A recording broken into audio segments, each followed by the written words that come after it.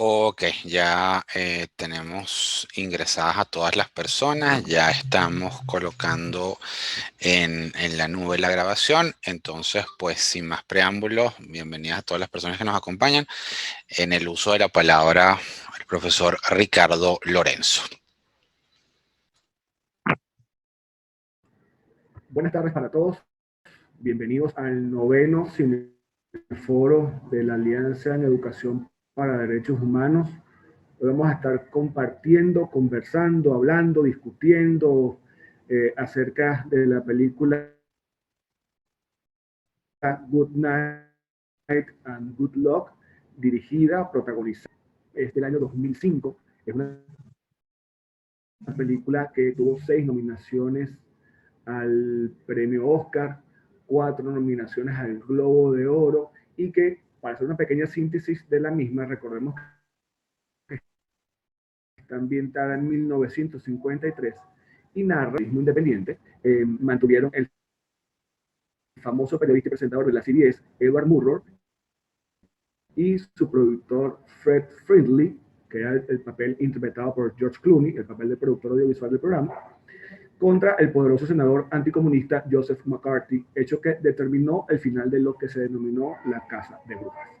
La actividad de los cineforos es parte de una serie de actividades que llevamos adelante activistas y defensores de derechos humanos liderados por el profesor José Bernardo Guevara para educar en la plena vigencia de los derechos humanos. Esta actividad puntual está siendo posible gracias al apoyo del Centro de Derechos Humanos de la Universidad Católica Andrés Bello. En nombre de nosotros, Carlos y Argelia, muchísimas gracias a ustedes. También nos acompaña y nos apoya la Fundación Lucelia, Acción por la Libertad también está por allí con nosotros que nos acompaña, Redad y CEPAS. En la tarde de hoy tenemos un panel de lujo. Tenemos al profesor Andrés Cañizales, periodista y doctor en ciencias políticas, experto en el área comunicacional y periodística y su relación directa con los derechos humanos. Y también tenemos al destacado presidente del Colegio Nacional de Periodistas, periodista, ancla de Unión Radio, Tinedo Guía, quienes nos acompañarán en la tarde de hoy, y esperemos que también nos pueda acompañar Gregoria Díaz, una extraordinaria periodista, activista también de derechos humanos y especialmente del Foro Penal, y también sí, periodista, por supuesto, que por temas eléctricos no está con nosotros la tarde de hoy. Entonces, bueno, vamos a dar inicio a este cineforo. Andrés, Tinedo, bienvenidos a ambos. Gracias por aceptar la experiencia de estar con nosotros el día de hoy.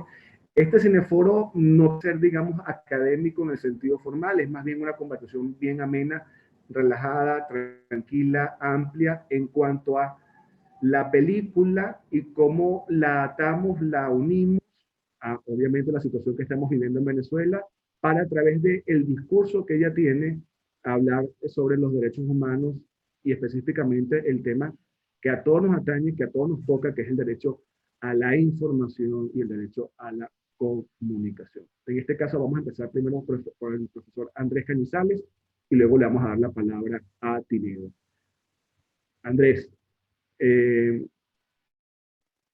¿cómo nos ayuda la película para educar en derechos humanos, específicamente en cuanto a los temas de el derecho a la información y a la libertad de expresión?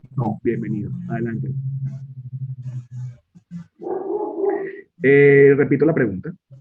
Te decía, Andrés, que cómo la película nos ayuda a educar en derechos humanos en su plena vigencia, específicamente los derechos de el derecho a la libertad de expresión y el derecho a la comunicación a través de la película de George Clooney. Adelante, por favor.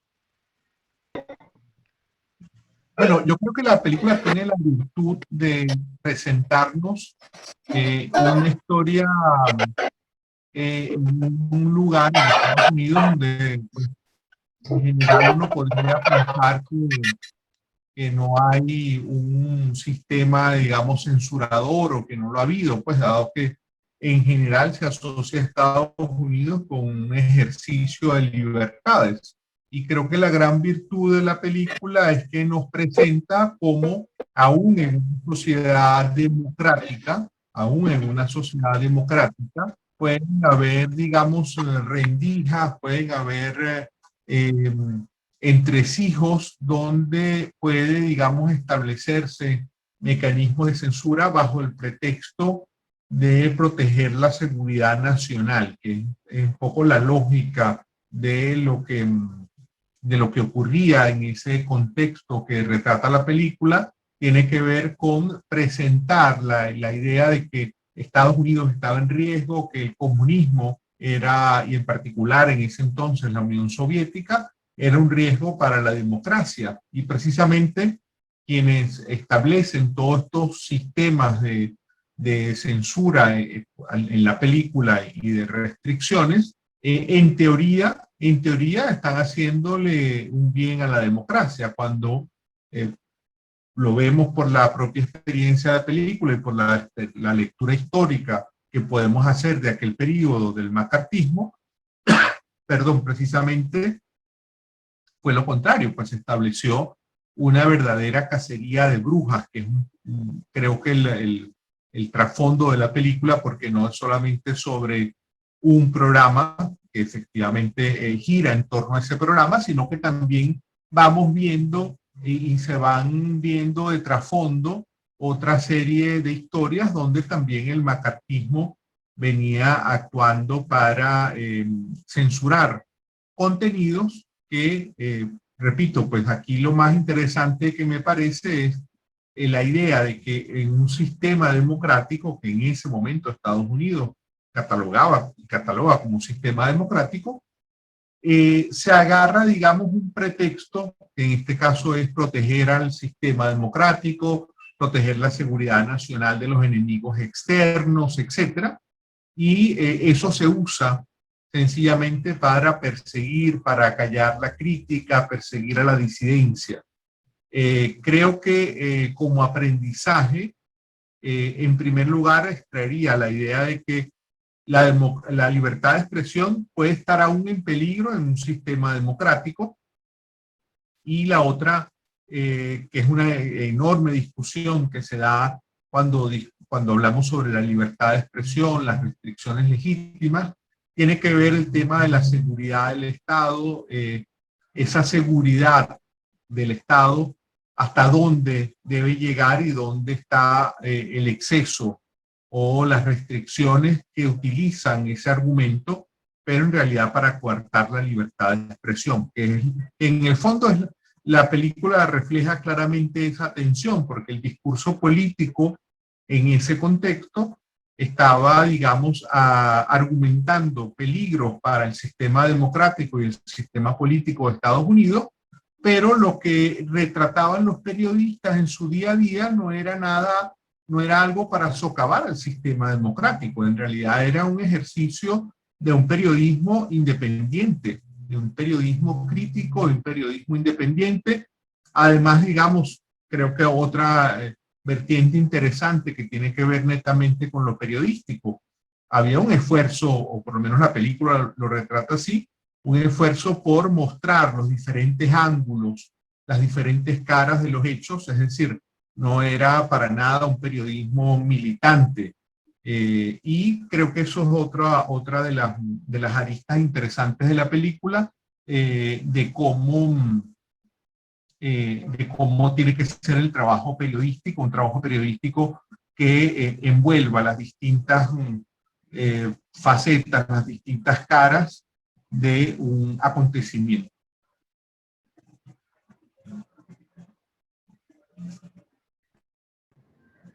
Andrés,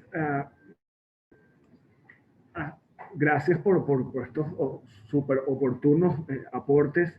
¿Y hasta qué punto puede el ciudadano tener el derecho de decir lo que quiera? ¿Hasta qué punto puede hacer el ciudadano sin justamente tocar lo que tú acabas de decir del Estado y la seguridad del Estado? ¿Hasta qué punto puede el ciudadano decir lo que quiera sin ningún tipo de responsabilidad al momento de decir? Porque yo tengo el derecho a decir, pero también tengo una responsabilidad con lo que digo. A eso me refiero. Tengo que hacerme cargo de lo que digo también de alguna forma, ¿no?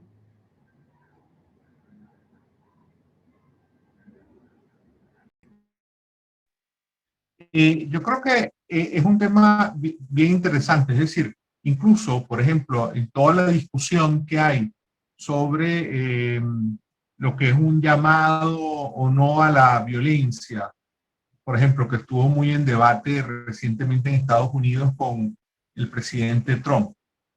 Es decir, cuando un líder político o un ciudadano hace un cuestionamiento público, puede expresar su opinión. La frontera suele estar en cuando llamamos a que otros pasen a la acción o estamos incitando a acciones concretas, por ejemplo, para socavar o atacar la seguridad del Estado. En este caso de la película, los periodistas lo que hacían era reflejar una situación de contradicciones, de desigualdades sociales, de corrupción, de diversos problemas que atañen al sistema político, pero no hay, digamos, no hay, creo yo, un llamado a desobedecer al Estado o no hay un llamado a afiliarse a un gobierno extranjero. El tema del gobierno extranjero era un telón de fondo porque era la excusa, digamos, la coartada que usaba el macartismo para perseguir a periodistas, intelectuales, artistas, etcétera, pero esos artistas o intelectuales o periodistas, cuando se ha evaluado aquel periodo, pues el pecado que tuvieron fue haber aceptado invitaciones para visitar la Unión Soviética, mantener intercambio cultural. Probablemente algunos eran simpatizantes de izquierda, pero eso no se reflejaba en ningún discurso donde estos señores, estas señoras, estuvieran.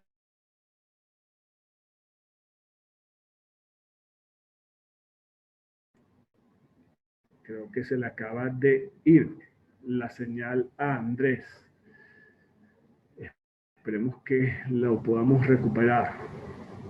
Bueno, ciertamente la película de George Clooney es una película muy interesante que si no la han podido ver, los que nos están acompañando en la tarde hoy, yo les invito a que apenas termine el cineforo, pues salgan y la vean, la disfruten, porque ciertamente es una película no solamente hecha muy bien cinematográficamente, con unos planos y una cinematografía de George Clooney fabulosa, el guión es realmente excelso en cuanto a su escritura y la puesta en escena y actuaciones pues son sobradamente buenas. Entonces es una película que vale la pena ver en todo sentido.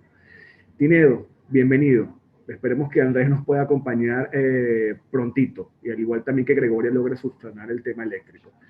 Voy a comentarte una pregunta que nos dejaron en el formulario de participación para darte el pie a la discusión y al conversar sobre la película que hoy nos atañe. Lo que narra Good Night and Good Luck es un hecho que sucede en los años 50. Este hecho sigue teniendo vigencia, especialmente en nuestro país, Tinedo.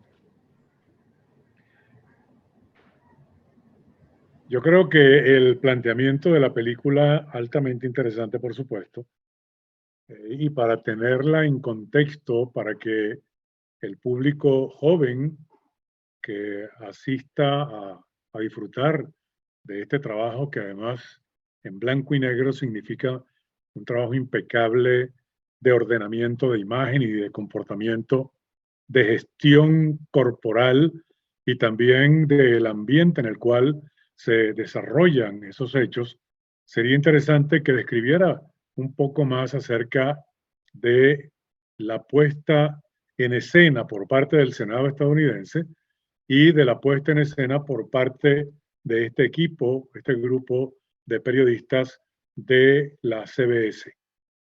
Y me llama la atención particularmente que la película refleja varias cosas. Primero, la libertad de expresión. Luego, la libertad de información. Luego, la libertad de empresa.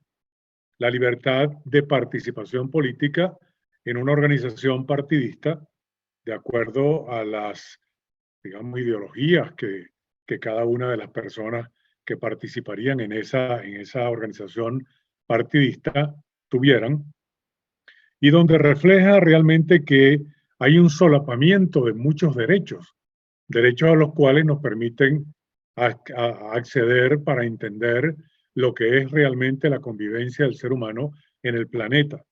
Respetar los derechos de todos es una de las condiciones fundamentales de la existencia del ser humano intelectualizado. Y me refiero a este tema particular, intelectualizado, porque hay sesgos evidentes en la formación de cada individuo. Cada individuo escoge las carreras que le provocan, que le gustan, y dentro de toda esta libertad de organización de cada uno de ellos, adolecen los periodistas que se encargan justamente de este trabajo, de llevar una especie de análisis para que sea comprendido por el público que asiste a un elemento nuevo comunicacional que es la televisión. Y de hecho hay una frase final de Murrow donde dice que la televisión no debe dejar o no debe convertirse en un ente solamente de tubos, de amasijos de cable, etcétera, que debe cumplir una función un poco más allá del simple divertimento. Pero también hay una posición de derecho de la investigación que hace el Senado.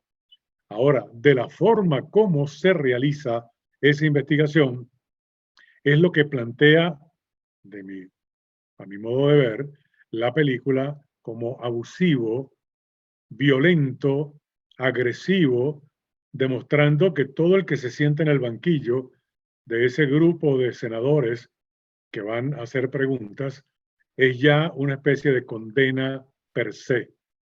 Y es entonces cuando la película plantea un tema interesantísimo que a lo mejor en algunos casos pasó desapercibido, porque era que el senador McCarthy preguntaba, hacía ciertas preguntas y luego abandonaba el lugar dejando la silla vacía para dejar que los demás continuaran con un interrogatorio a personas incluso que habían servido al servicio de investigación del FBI en los Estados Unidos. Es decir, la película trata de ensamblar o ensambla de manera muy interesante todos estos derechos de los ciudadanos expresados en el derecho que tenía la CBS de marcar una línea editorial para que se siguiera esa línea editorial, del derecho que tenían los anunciantes de escoger qué programa, en qué lugar iban ellos a colocar su producto y qué garantías tenía quien formaba parte como ancla o como investigador de ese tema acerca de la calidad de los productos. Inclusive hay una parte de un comercial que habla de la innovación que se está haciendo del aluminio cuando se viene de un sistema de combate, de guerra, donde todas las industrias estaban dirigidas a producir cañones, balas, camiones, etc. Allí se habla de una granja para vivir en paz. Cuestionamiento que me hago a mí mismo y que comparto ahora con las mentes brillantes que afortunadamente hoy nos acompañan en este cineforo. Y es que la manera como es abordado el tema del derecho individual con sus limitaciones que cada uno debe tener. La libertad de expresión tiene unos corchetes que son limitantes. No hay que difamar, no hay que ofender, no hay que decir cosas que no puedan ser comprobadas. La libertad de empresa tiene sus corchetes, tiene sus limitaciones. Tiene que ser una empresa de servicio para las comunidades. También el derecho que tienen, por supuesto, de participar en una organización política. Pero no hay un reflejo real de cuál es la tarima, cuál es el escenario que tienen los televidentes para poder participar o dar una opinión con relación a lo que allí estaba sucediendo en el Senado. De hecho, el trabajo de los periodistas logra que este señor McCarthy sea investigado por el propio Senado y que después, evidentemente, sale de esa investigación. Se ha calificado como una cacería de brujas, pero yo diría que se trata de la imposición de los diferentes derechos que tienen los ciudadanos, las empresas, las organizaciones en el mundo social en el que nos movemos para poder dar su versión para poder dar su, digamos, su posición ante la vida, ante la empresa, ante los comunicadores, ante el público, ante los anunciantes, y permitir que entre todos hay parcelas, hay nichos que tenemos todos que respetar. Eso es, abuelo de pájaro, un poco lo que observé en la película, pero me llamó mucho la atención que no tuviese una, y lo repito ahora de la forma como inicié el tema, que es lo que actualmente está sucediendo en Venezuela. Hay una persecución, hay una supresión de derechos, hay un solapamiento de yo soy más fuerte que tú y porque soy más fuerte hago que se cumpla lo que yo estoy planteando y no se respetan los espacios que son los que permiten justamente la vida no en paz, porque paz hay en los cementerios, sino en armonía.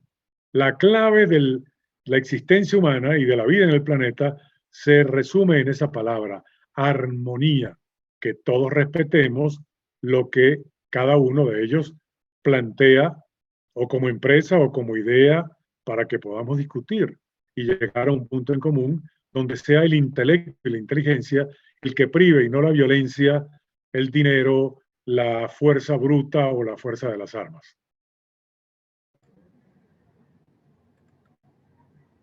Gracias, Tinedo. Sí, efectivamente, la película plantea, bueno, es que ciertamente los derechos humanos son interdependientes. Al tocar uno, pues se toca el resto. Algunos más, otros menos, pero ciertamente los estamos tocando y tú los acabas de nombrar, los que se tocan en la película. Andrés, bienvenido de vuelta. Qué bueno que puedes retomar la conexión con nosotros. Estábamos conversando, o Tineo estaba comentando acerca de si el hecho que sucede en la película, que está establecido en los años 50, cuánto de vigencia tiene aún en el país o en este contexto social en el que estamos nosotros envueltos, Andrés. Ya él lo tocaba desde el punto de vista periodístico. Ahora toquemos desde el punto de vista de los derechos humanos, desde el otro lado. ¿Cómo lo puede abordar la otra cara de la moneda?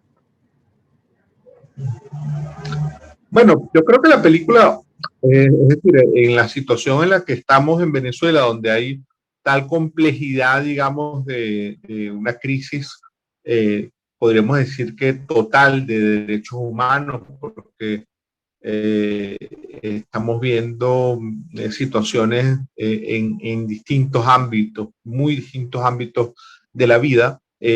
Obviamente, pues eso permite que lo que estamos viviendo acá se pueda conectar con distintas realidades.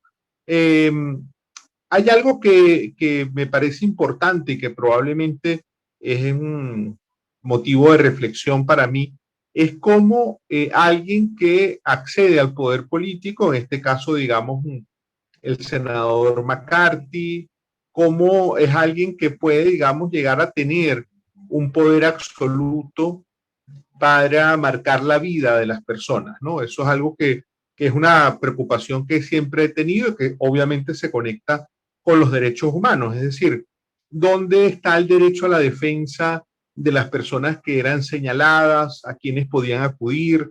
Prácticamente lo que se había establecido allí en el Senado de Estados Unidos era prácticamente un tribunal de la Inquisición sin posibilidades de defenderse, sobre todo porque muchas de las personas que fueron convocadas y llevadas allí, pues se había establecido ya como un cierto temor a ser señalado, porque también algo que no está tan abordado directamente en la película, pero que tiene que ver con la pérdida de empleos, mucha gente que sencillamente no podía, una vez que había sido señalado por McCarthy, no podían volver a la industria del cine o al sector periodístico. Todo eso le daba, digamos, un poder a esta persona, y es la reflexión que yo hago, es decir, cómo una persona puede tener tal poder para cambiar la vida de otras personas y el derecho, digamos, dónde está la posibilidad de que esas otras personas puedan, digamos, defenderse, puedan contrarrestar los señalamientos, las acusaciones que hacía una persona en la película que finalmente era un dirigente político, era un actor político. Sí, a ver, sí, ciertamente la película plantea y va muy hábilmente siendo narrado esa situación por el guión de George Clooney, que por cierto hago la acotación, espero que haya algún estudiante de periodismo dentro de los que nos están acompañando la tarde de hoy, y bueno, y quienes vean luego después esta grabación que va a estar colgada tanto en el canal de YouTube del Centro de Derechos Humanos de la Universidad Católica Andrés Bello como en el propio canal de la Alianza, pues vean la película para que vean cómo era eso, pero en la redundancia, el tema de trabajar con película, con film, lo que significaba trabajar en caliente al momento de editar y montar una noticia y la adrenalina que eso genera, que en este momento, con la digitalización de las formas, pues, digamos, esas cosas de la vieja realización audiovisual se han perdido, ¿no?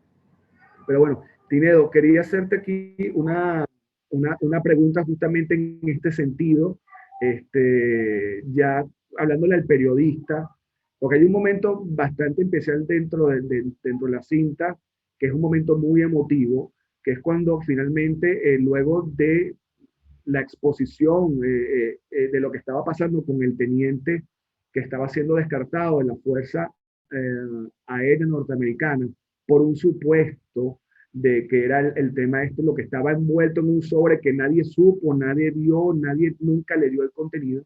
Y es la emoción de los periodistas cuando logran que el teniente, a través de lo que ellos hicieron, el teniente pueda ser reinsertado en las filas de la Fuerza Aérea Norteamericana.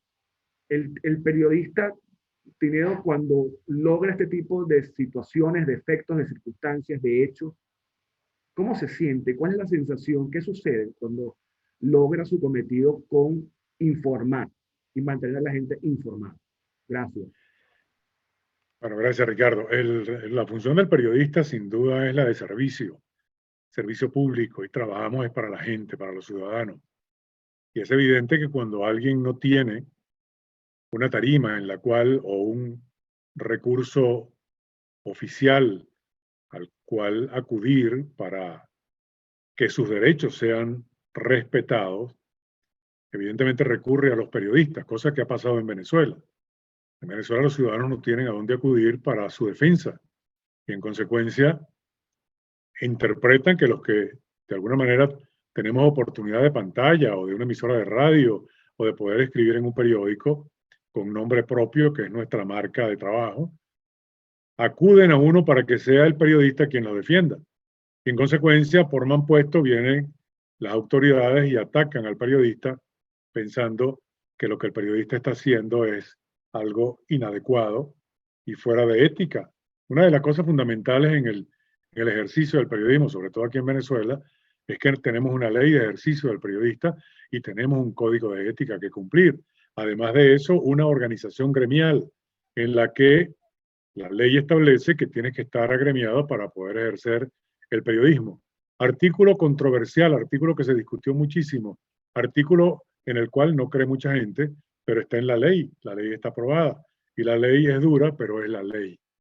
De todas formas, en el tema que nos ocupa, hay en la película esa emocionalidad porque el periodista siempre trata de lograr algo.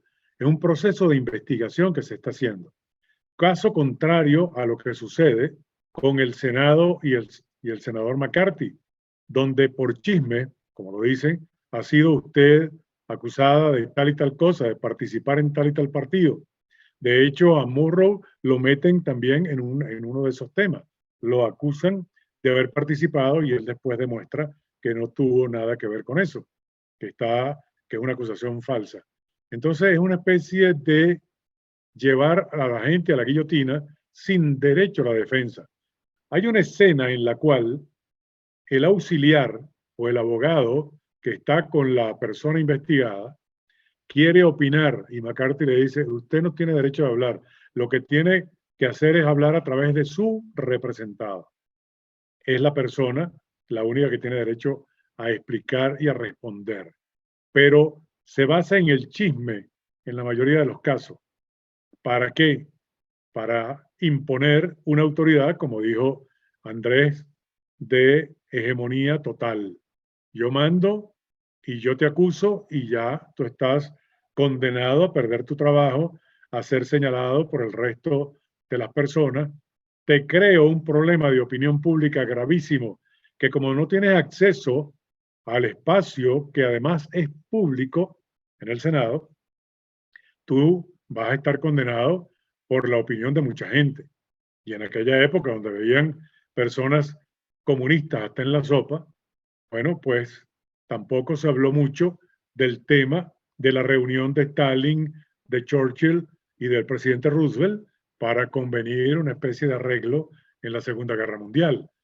Es decir, hay temas históricos ahí que quedan como abolidos, como que quedan en el aire, que es necesario en este tipo de foros y conversaciones sacarla para que los jóvenes, los estudiantes, comprendan el porqué de la realización de esa película.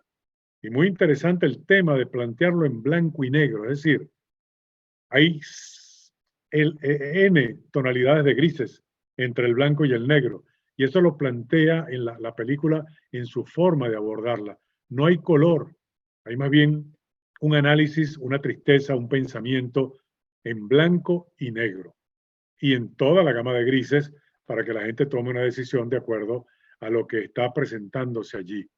¿Quién era McCarthy? ¿Quién lo eligió? ¿A qué partido pertenecía? ¿Por qué él dirige esta operación de este macartismo contra personas acusadas de ser comunistas o simpatizantes o haber participado en el Partido Comunista? ¿Qué información venía de la Unión Soviética? Ninguna, una cortina de hierro, como declaró el propio Churchill, que era la Unión Soviética. Es decir, una serie de elementos que limitan el comportamiento del individuo para poder decir sus verdades. Lo estamos viviendo en Venezuela. Ahora se está discutiendo en la Asamblea la ley de reforma de la ley de responsabilidad social en radio, televisión y medios electrónicos. Eso no va a ser una ley para beneficiar al ciudadano que emite un chat o que opine en un Twitter o que saque una fotografía. Eso va a ser seguramente una ley para darle armas a un tribunal para que acusen y limiten más, lleven más a la oscurana todo lo que es el proceso de libertad de expresión garantizado en la Constitución, pero que la patean y la estiran y la encogen como si fuera un chicle. Gracias, Tinedo. Sí, ciertamente está en este momento esa reforma de la ley y eso me da pie, Tinedo, a la siguiente pregunta que también formularon los asistentes al día de hoy y se la comparto a Andrés para luego conectarla con otra idea que también tengo por aquí anotada. ¿Hasta qué punto, Andrés, tiene o puede el Estado inmiscuirse en la libertad de prensa? ¿Cuánto puede hacer el Estado en eso? Por favor. Tienes el micrófono apagado. Gracias, Ricardo. Es una discusión que sigue en boga porque hay posiciones absolutamente en extremo, digamos, liberales que plantean que el Estado no tendría que intervenir de ninguna manera en la libertad de prensa. Yo creo que el Estado tiene derecho a regular ciertos ámbitos, pero efectivamente la posibilidad de expresarnos debe ser lo más amplia posible. Lo que en general hay bastante coincidencia es en la posibilidad de las responsabilidades ulteriores. Es decir, yo soy libre de decir todo lo que quiera, pero tengo que hacerme responsable de lo que digo, porque lo otro sería que el Estado establezca algún tipo de filtro para ver cuáles son esas opiniones o puntos de vista o informaciones que circulan. Creo que el Estado puede regular el ámbito en general de los derechos humanos, pero en el caso de la libertad de expresión creo que tienen que ser regulaciones, en todo caso ulteriores. Puede haber regulaciones a la libertad de prensa para establecer si no existe el tema del derecho a réplica, que es algo que es importante que exista, es decir, que no solamente tengan el derecho los medios de prensa a expresarse, decir, informar, sino que también ciudadanos que se vean afectados por esa libertad de prensa puedan rebatir y encontrar respuesta en esos propios medios de prensa. Pero allí, digamos, tendríamos que pensar en un Estado que regule, pero que no tenga un afán de control, ¿no? Como bien lo señalaba ahora Tinedo, un caso como el de Venezuela, ya con esta historia que tenemos de 2 décadas, donde cada ley, cada decreto, cada propuesta legislativa termina siendo una vuelta de tuerca para la censura, pues uno ya puede estar predispuesto y decir, oye, cualquier cosa que provenga de un Estado que ha cerrado medios de comunicación, de un Estado que ha generado, digamos, cierre masivo de medios, de un Estado que ha encarcelado periodistas, etcétera, pues uno tiene todos los números para sospechar que cualquier regulación que venga desde ese Estado va a tener por finalidad, pues, restringir aún más el derecho a la libertad de expresión. De hecho, parte de lo que uno entiende que hoy es la última frontera en el caso de Venezuela tiene que ver precisamente con este ámbito de las comunicaciones interpersonales que podemos hacer por las redes sociales, por los servicios de mensajería, etcétera, ¿no? Sí, y ese es justo el punto que iba a tocar ahorita, Andrés, porque dada el desmantelamiento del sistema de información tradicional venezolano, llámese televisión y radio, porque las pocas radios que quedan cada vez son menos informativas en el sentido de la libre expresión, el venezolano se ha visto en la necesidad o en la obligatoriedad de crear canales alternativos para mantenerse informado y para informar a otros de lo que sabe. Porque así como tiene derecho a saber, también tiene derecho a comunicar la información que posee. Entonces, ahora la pelota va para Pinedo. En este cambio de paradigma de transmitir la información, Tinedo, y de consumir la información, que al mismo tiempo el Estado ha ido cercenando cada vez más, ¿cómo queda el ciudadano? ¿Qué debe hacer el ciudadano? Porque no puede ir a la televisión y decir, tengo un caso, porque no va a ser transmitido, y tampoco en radio. Gracias. Bueno, aquí hay 3 cosas que considerar. Sin duda, cuando hablamos de Estado, estamos hablando de territorio, ciudadanos y autoridades. Las 3 cosas. Esa tríada es el Estado. Pero cuando se habla de la regulación, hay elementos a los cuales adosarse para hacer esa regulación. Y esa es la Constitución de la República en los países y las leyes de la República. En ese sentido, hay normativa de cómo hacer las cosas. En el caso venezolano, en el sistema presidencialista, que nos ha traído muchos lodos desde 1811 para acá, tenemos un sistema monárquico. El presidente tiene 6 responsabilidades de Estado: jefe de Estado, jefe de gobierno, comandante en jefe de la Fuerza Armada, rector de la política internacional, administrador de la hacienda pública y jefe de los servicios policiales de investigación y de seguridad de Estado. 6 funciones en un pequeño monarca que de allá hacia abajo todos los demás son los yes men, sí, señor presidente, sí, mi comandante en jefe, sí, lo que usted ordene. Y entonces el Estado se constriñe en una sola persona, donde no hay una capacidad crítica del equipo gobernante. Me refiero a los ministros con sus diferentes responsabilidades. En ese caso, estamos hablando de acciones de gobierno y no acciones de Estado. Por lo tanto, al hablar de acciones de gobierno, es necesario entonces cambiar el sistema para que le permita a los ciudadanos una posibilidad de tener voz y voto a la hora de otorgar permiso de radiocomunicación, a la hora de respetar los diarios impresos, el respeto a las empresas de comunicación y el respeto que se debe obligatoriamente tener al consumidor de esa información, que es el gran público.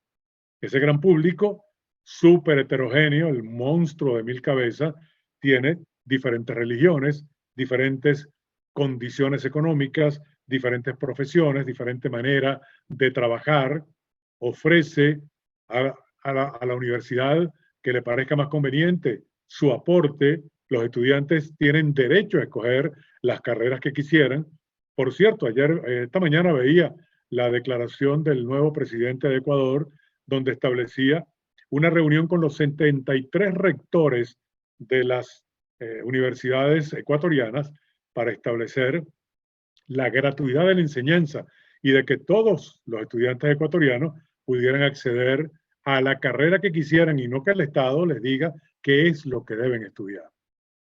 En ese sentido, esa película plantea el derecho que tienes de analizar y de investigar, pero deja por fuera la posibilidad de que el público tenga una manera de decir o de participar en las decisiones que tome, en este caso, el Senado. Está bien, se escogieron los senadores y son los que mañana o en las discusiones o en su participación van a tener desarrollos para el beneficio colectivo, cosa que se dirige de alguna manera a atacar al colectivo porque simplemente pensaban que estaban metidos en cuestiones que eran peligrosas para el Estado americano, pero no decían que era peligrosa para el gobierno americano. Entonces habría que separar bien claramente esa tríada: autoridades, ciudadanía y territorio. Porque en los Estados Unidos cada uno de los estados tiene una legislación independiente y, por supuesto, una columna vertebral que es la Constitución de los Estados Unidos. En ese sentido, la televisión tenía la obligación, y estos periodistas, la obligación de ser los representantes de aquellos que no tenían voz y, de acuerdo a su posición, defender lo que ellos consideraban es un derecho del ciudadano. De hecho, bueno, en una reunión con el presidente de la cadena, le dice, bueno, vas a tener que irte a los domingos en horario no estelar a hacer un programa, a hacer 5 cortes de programa que tienes que hacer porque tu programa ya, como lo estabas haciendo, no va más. ¿Por presión de quién? Por presión del propio Senado, del propio McCarthy, por presión de los anunciantes, por presión de la propia empresa como tal. Y aquí voy a introducir una idea que creo que es necesaria para que la comunicación en Venezuela pueda fluir de manera más armónica. Es necesario la creación de una televisión y de una radio de servicio público, en donde el actor principal sea el ciudadano, pero el ciudadano aporte, como una especie de club, el mantenimiento y sostenimiento de esa televisión o radio pública para que esa radio y esa televisión pública no tenga que ser obediente ni bajar el testuz ante la presión o empresarial o religiosa o política o gubernamental, para que se pueda conocer de alguna manera esa verdad que encierra la noticia, que es la verdad que nos interesa realmente a todos. Porque fíjense ustedes, cuando en la película Morrow investiga, profundizan un poco más con las propias frases del propio McCartney, lo desnudan y lo colocan en una situación contra las sogas, como si se tratase de un combate en el cual ya él no tiene mucha capacidad de defensa. Le ofrecen un derecho a réplica, le ofrecen un derecho para que él exponga y que pueda rebatir las opiniones dadas por este periodista, que es la cabeza visible de un equipo de trabajo de hombres y de mujeres, por supuesto, donde están investigando y hurgando un poco más allá del simple hecho de dar un titular o una información. Lo limitan fuertemente. La película hace esa crítica que dentro de las mismas organizaciones también hay células distintas con opiniones diferentes. Y aquí habría que hablar de esa comunicación corporativa. ¿Cuáles líneas verticales o horizontales de comunicación? ¿Cuáles son los códigos comunicacionales? Porque los periodistas tienen unos códigos, los técnicos tienen otros códigos, el presidente tiene otro código. Comunicacionalmente hablando, hay que ensamblar un gran objetivo necesario para crear una especie de sistema en el cual el público pueda acudir con sus problemas y poder plantearlo.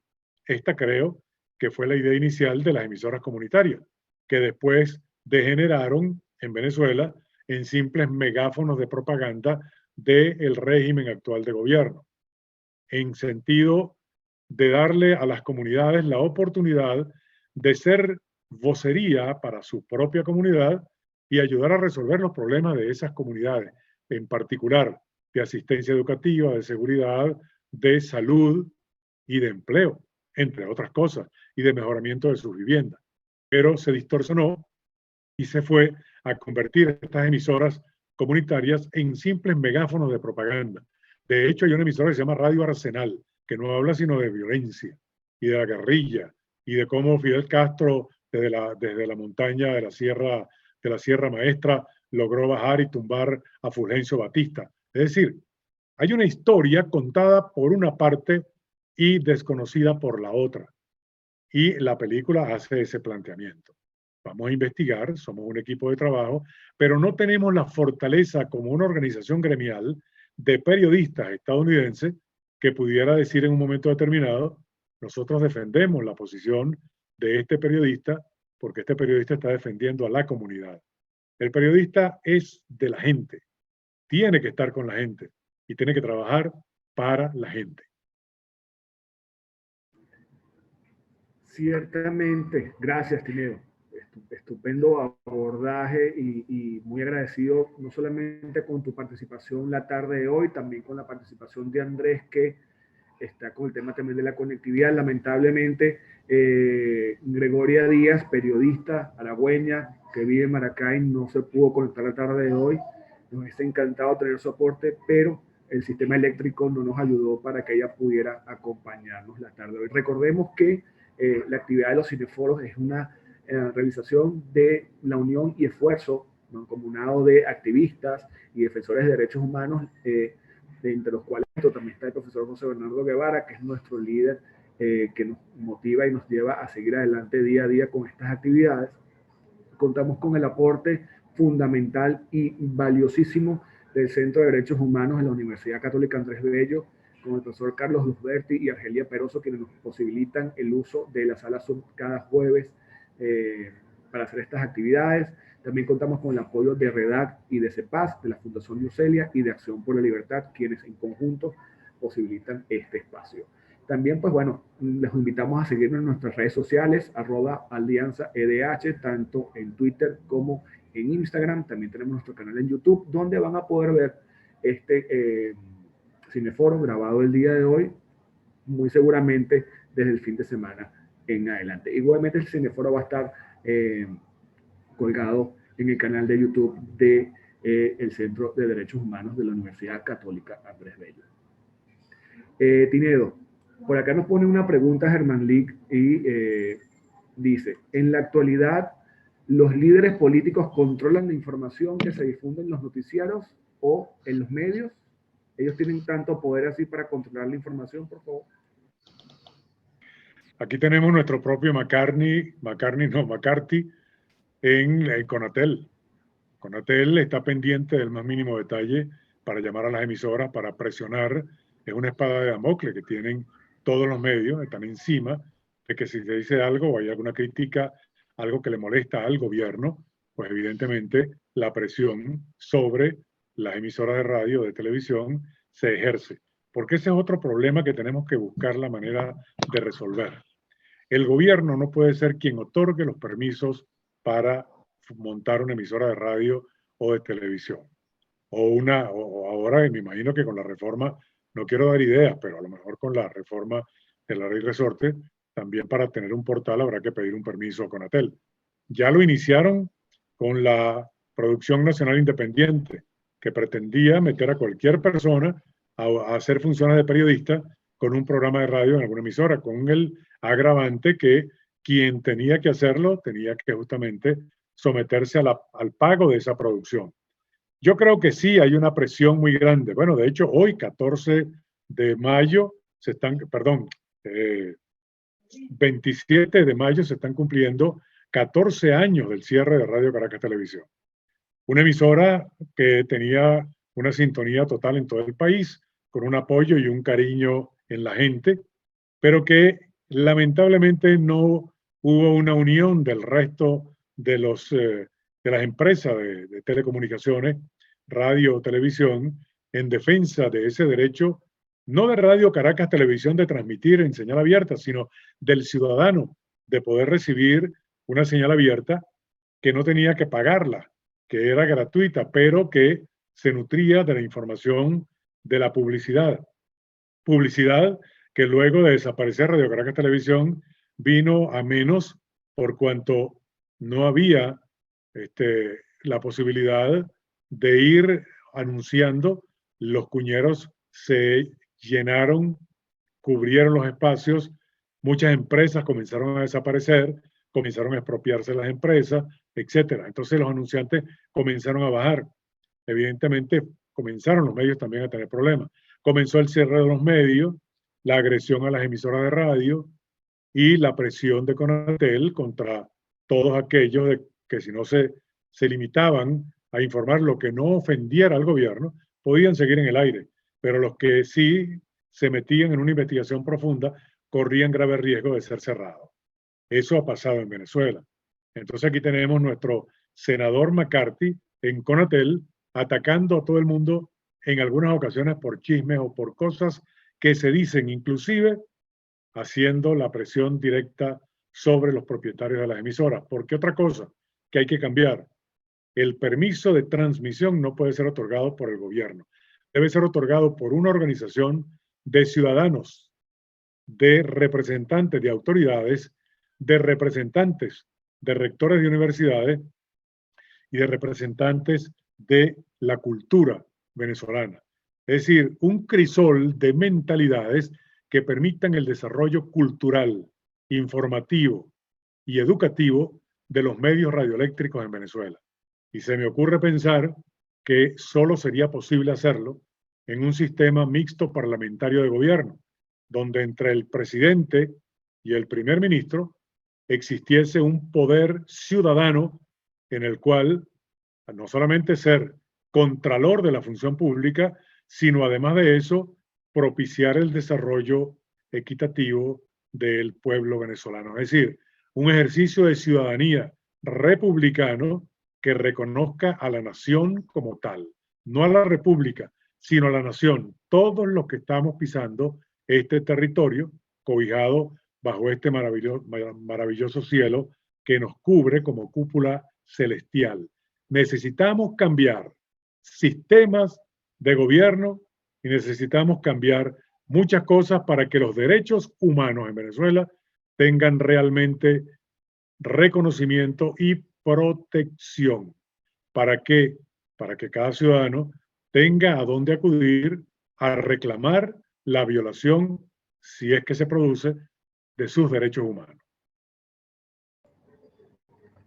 Estupendo, Tino, muchísimas gracias. Bueno, lamentablemente Andrés creo que no se va a poder volver a conectar y ya estamos por terminar nuestro cineforo de la tarde de hoy, que ha sido muy fructífero. Espero que para todos ustedes que nos están acompañando la tarde de hoy, multipliquen la información y hagan llegar a todos sus amigos, familiares, compañeros y gente cercana esta valiosísima información que tanto Andrés ha compartido con nosotros y Tinedo. Tinedo, ante esta situación tan particular que estamos viviendo en Venezuela, la opacidad de la información, la falta de medios tradicionales donde el ciudadano pueda ir a informarse, evidentemente se ha creado una gran variedad de mecanismos para que el ciudadano se mantenga informado y en comunicación constante. Sin embargo, de acuerdo a tu criterio como presidente del Colegio Nacional de Periodistas, ¿qué debe hacer el ciudadano común, el ciudadano de a pie, para mantenerse informado de forma oportuna, certera y veraz, por favor? Bueno, hay una tecnología que nos ha puesto en las manos los teléfonos inteligentes y nos ha puesto en las manos estos medios a través del cual estamos conversando en esta tarde. Y yo recomiendo, aunque no me gusta dar recomendaciones ni mucho menos consejos, yo le recomiendo a la gente que sea desconfiada de todo lo que le llegue. Porque con el teléfono celular, todo el mundo cree en todo y nadie cree en nada. Entonces es una especie de contradicción cuando se publica algo que va en contra de lo que también molesta a la persona que está recibiendo el mensaje, y esto lo que hace es duplicarlo y rebotarlo, como decimos nosotros en nuestro lenguaje. Rebotarlo por todas partes dándole un grado de credibilidad y de respetabilidad. Evidentemente, se crea en este sentido un gran problema, porque no se verifica la información y no sabemos tampoco quién la está rebotando. No sabemos si se trata de un periodista, no sabemos si se trata de un ciudadano que conoce la materia en detalle, no sabemos tampoco si se trata de un laboratorio de desinformación que preparó esa nota para confundir un poco más a la gente. No sabemos qué pasa.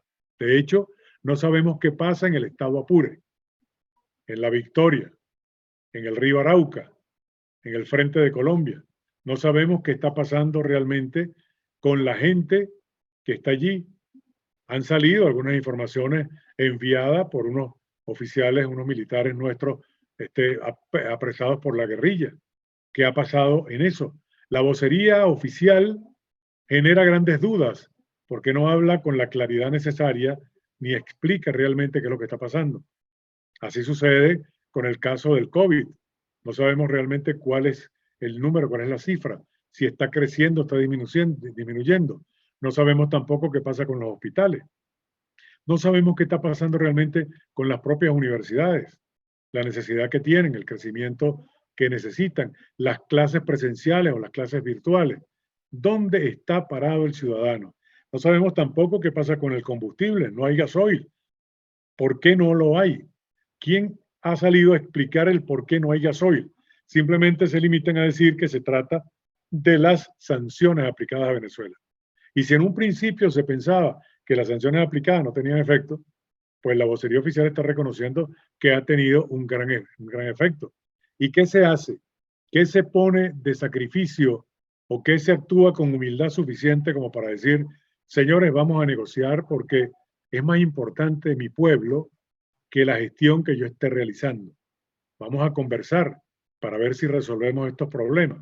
No, la soberbia enceguece a los gobernantes y entonces quieren imponer por la violencia lo que no han podido lograr convenciendo con obras útiles al país. Estamos viendo una gran cantidad de pilas cuando usted se dirige a Guatire o a Guarenas, que quedaron allí como un símbolo, no sé, triste de lo que no fue un desarrollo del metro hacia esa zona. Y si usted se va por la regional del centro, ve una gran cantidad de material de concreto a los lados de la autopista, en donde no se concluyó tampoco un tren que presuntamente iba a ir a Puerto Cabello, que lo iban a convertir en el gran puerto de recibir mercancía de afuera para transportarla por todo el país. ¿Dónde está ese dinero? Y ahora dicen que no pueden traer las medicinas por culpa de las sanciones porque no hay recursos económicos.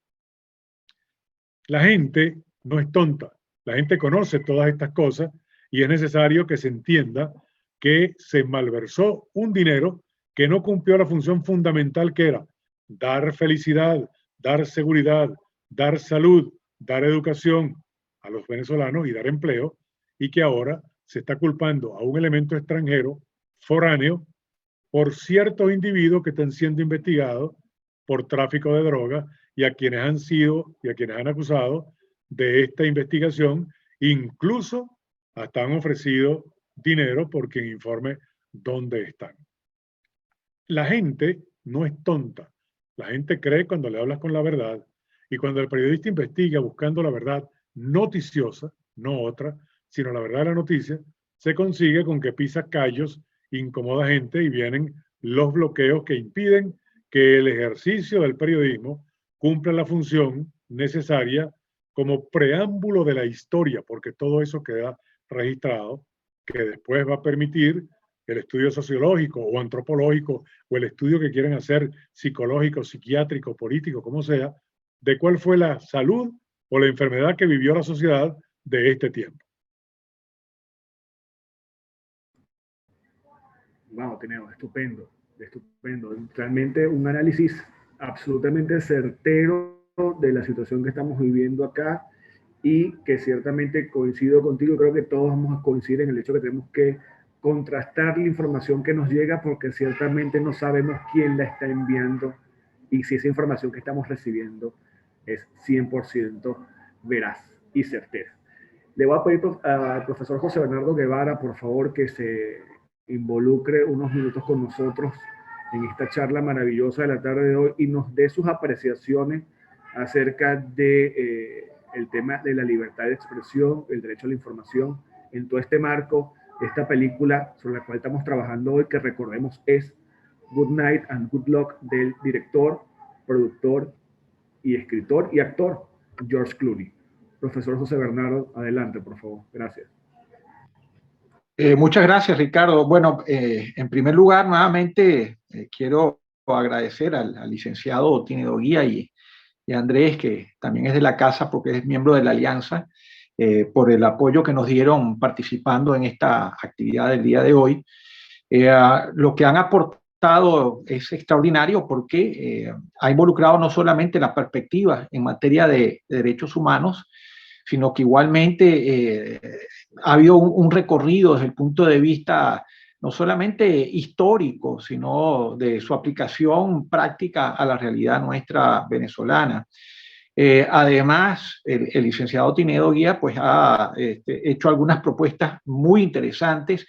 Yo creo que los estudiantes que están presentes en esta sesión que tenemos hoy, y como lo decía Ricardo, nosotros vamos a estar también promoviendo a través del Centro de Derechos Humanos de la Católica y además con el propio canal que tenemos de la Alianza, la difusión de esta actividad que estamos teniendo el día de hoy.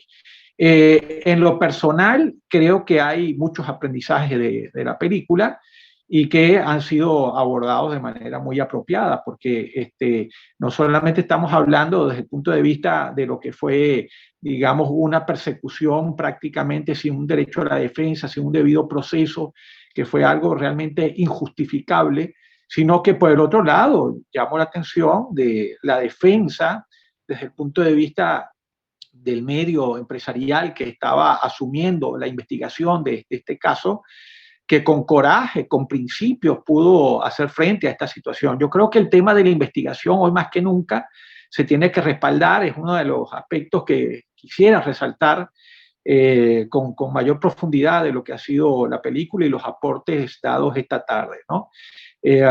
Podríamos estar también desarrollando otro tipo de temas como el de la libertad de prensa y evidentemente las limitaciones desde el punto de vista que puede ejercer el Estado a la libertad de expresión, pero eso nos llevaría pues digamos, a seguir desarrollando pues con mayor tiempo todo lo que ha sido una excelente agenda esta tarde, ¿no? Entonces, nuevamente mi gratitud al licenciado Tineo Guía, a Andrés, y además pedirles, por favor, a los estudiantes, a los profesionales que nos han estado acompañando esta tarde, para que difundan lo que ha sido esta actividad de hoy, porque va a estar disponible en nuestros canales, y que en la medida de lo posible, a partir digamos, de este material, se puedan generar algunas reflexiones, algunos aportes, sobre todo de manera puntual en lo que tiene que ver con el licenciado Tineo Guía. Yo creo que él ha dejado la pelota en nuestra cancha. Así que ahora nos corresponde a nosotros tomar en cuenta esos valiosos aportes y realmente tratar de generar conversatorios digamos, o algún tipo de focus group donde de manera específica se puedan abordar estas propuestas. Muchísimas gracias además, Ricardo, por esta oportunidad y al equipo organizador de los cineforos, encabezado por Ricardo, Germán Lick, Beatriz Bento, la propia Carla, Carlos Luberti y con Argelia. Muchísimas gracias.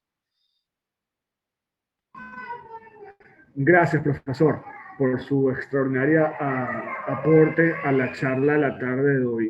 Y ahora le vamos a dar la palabra también al profesor Carlos Luzberti para que también nos dé sus apreciaciones acerca de este especial tema que hemos tocado la tarde de hoy, del derecho a la información y a la comunicación. Profesor Carlos, adelante. Muchas gracias. Gracias, Ricardo. Bueno, la verdad es que después de haber escuchado la intervención de Tinedo, la intervención de Andrés, es poco lo que yo pueda aportar. Creo y coincido en esto con José Bernardo, que son temas que tienen que seguirse discutiendo. Creo que la libertad de expresión se da por sentada y como se da por sentada siempre es fácil que esté amenazada. Y en la medida en que nos enfrentamos a esas amenazas y esas tentaciones autoritarias y totalitarias es que debemos estar muy pendientes. Desde ese punto de vista, pues bueno, el Centro de Derechos Humanos tiene una línea de investigación sobre libertad de expresión y acceso a información que coordina el profesor Carlos Correa, quien seguramente estará dispuesto a realizar y a seguir trabajando en este contexto, además de varias organizaciones que trabajan y que realizan defensa de profesionales de la comunicación desde el punto de vista legal cuando se enfrentan a esta serie de limitaciones. En ese contexto, pues, reiterar que, como ha dicho el sistema interamericano, la libertad de expresión es la piedra angular de la democracia y en función a eso, creo que buena parte de lo que pasamos en el país en este momento se debe precisamente a eso, a atropellos a la libertad de expresión que no fueron frenados en su momento y en algunos casos pues que fueron indebidamente conectados por algunas personas y entidades. Desde ese punto de vista, de vuelta, para sostener la necesidad de contar con unos medios de comunicación, tanto medios de comunicación tradicionales como los medios digitales, que puedan hacer uso de la libertad de expresión y que en esa lógica puedan pues ser ese perro guardián de la libertad en tanto y en cuanto son quienes nos proporcionan a la ciudadanía en general con la información necesaria para tomar decisiones e incidir en el ámbito público de la manera más acertada posible. Yo, pues bueno, lo dejaría hasta acá. De nuevo contigo, Ricardo.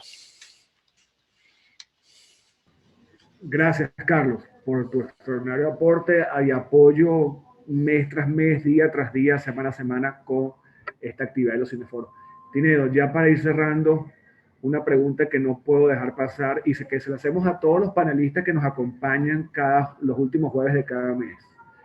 El cine es un vehículo comunicacional maravilloso que conecta a todos por igual, no importa religión, no importa credo ni movimiento político. En este sentido, porque son historias que pueden ser de ficción o basadas en hechos reales o adaptaciones de libros, en fin, no importa. La pregunta clave aquí que yo siempre le comparto a los panelistas es, ¿cómo el cine como vehículo comunicacional, y tú que eres experto en comunicaciones seguramente tendrás una experiencia maravillosa al respecto, cómo el cine nos puede ayudar para educar en derechos humanos, en su plena vigencia y en sus valores para que todos aquellos que no tienen muy clara la información o los conceptos puedan serles más cercanos y entenderlos de forma fácil? Bueno, la pregunta es altamente interesante. Yo recuerdo que yo siempre de pequeño era un ratón de cine. Yo trataba los domingos, que era cuando podía ir al cine, reunir mi plata para irme a ver lo que eran las series o las series donde aparecía capitulada una determinada acción cinematográfica. Siempre el cine ha sido como una especie de templo en el cual uno entra y te concentras y vienes a participar casi que en la pantalla con los actores y que tiene su sesgo, por supuesto, porque tú te pliegas al bueno en contra del malo y vas viendo el desarrollo de una película de acción o de una película de corte histórico, como fue el Cid, la película del Cid, que a mí me llamó mucho la atención, o los 10 Mandamientos, o alguna película que habla de la Segunda Guerra Mundial. Con el advenimiento de la televisión se perdió un poco esa concentración de estar en un templo de arte, como es un cine, en el cual en una butaca tú podías ver. Y para competir con la televisión, donde podías ver también películas, series, con la luminosidad necesaria y con la distracción que podías tener con relación a las diferentes personas o movilidades que había a tu alrededor, concentrarse no era fácil. Y por eso las telenovelas y las películas que se pasaban, cada vez que alguien iba a conversar, decían, no, ya va, espérate, que estoy atendiendo este capítulo, estoy atendiendo qué es lo que le va a decir fulano a Perenceo, espérate, ahorita hablamos, ya va. Entonces rompía un poco la comunicación, que era justamente tal vez para comentar acerca de lo que la televisión estaba presentando en ese momento. Y ahora, con el Netflix y con una serie de empresas que te proveen de películas, tú tienes la posibilidad de escoger qué vas a ver. Se ha segmentado mucho la capacidad de ver películas, pero es un elemento fundamental porque tú has tocado la palabra clave. Son historias y la historia es muy atractiva siempre. Y si ese actor o esa actriz o ese desarrollo o ese nudo que hay que desarrollar en la película es interesante, bueno, en 45 minutos o en una hora ya tú tienes una idea muy general, muy completa de lo que la película te ofrece. Y la película y el cine te reconocen como espectador, que es algo muy importante. Te sientes presente en el planteamiento que el cine está haciendo, o que el director quiso hacer, o las escenas, o la concatenación de imágenes, o los diálogos, o los colores. Yo te confieso que cuando voy a ver una película comienzo a sufrir.